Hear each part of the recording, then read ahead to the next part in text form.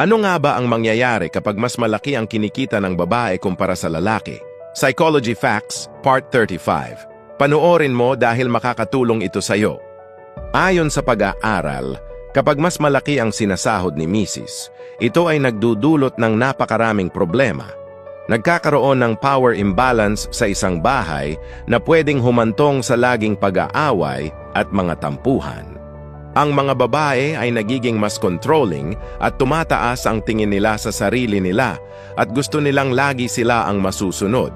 Sa mga lalaki naman, bumababa ang tingin nila sa sarili nila kaya laging mainitin ang ulo at pwedeng humantong sa depression kapag napabayaan.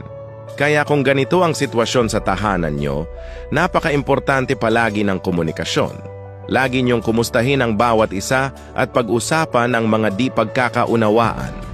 Kung isa kang babaeng may mataas na sahod, huwag kayong maging controlling sa lalaki at huwag niyong aapakan ang ego nila.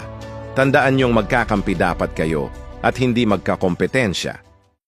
Bakit nga ba hindi nagkikwento ng problema ang mga lalaki sa mga babae? Psychology Facts, Part 36. Panoorin mo para maintindihan mo ang mga lalaki. Kung nagtataka ka kung bakit di nagkikwento ng problema ang mga lalaki sa mga babae, yun ay dahil lang naman sa nararamdaman nilang takot. Yung takot na kapag malaman mo ang mga problema at kahinaan nila, ay gamitin mo lang din ito sa kanila kapag nag-away at nagkaproblema kayong dalawa. Kapag kasi ang babae ang naging pahinga ng lalaki, magiging madaldal yan at ikikwento niyan sa'yo lahat ng mga sekreto at kahinaan niya.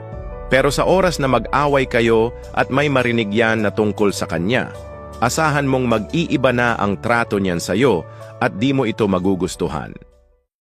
Bakit nga ba may mga lalaking nakikipaghiwalay sa kanilang asawa? Kung tatanungin mo ang mga babae kung masaya sila sa responsable at masipag nilang asawa, karamihan sa mga yan ay sasagot na masaya sila dahil ang asawa nila ay masipag, di sila pinababayaan, at nakakapag-provide para sa pamilya nila.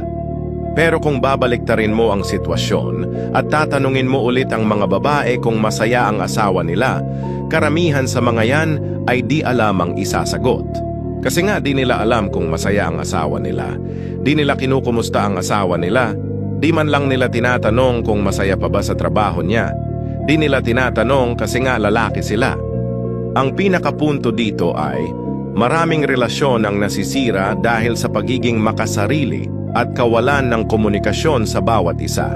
Ang laging pagiging ako kumpara sa pagiging kayong dalawa. Tandaan nyo lang lagi na ang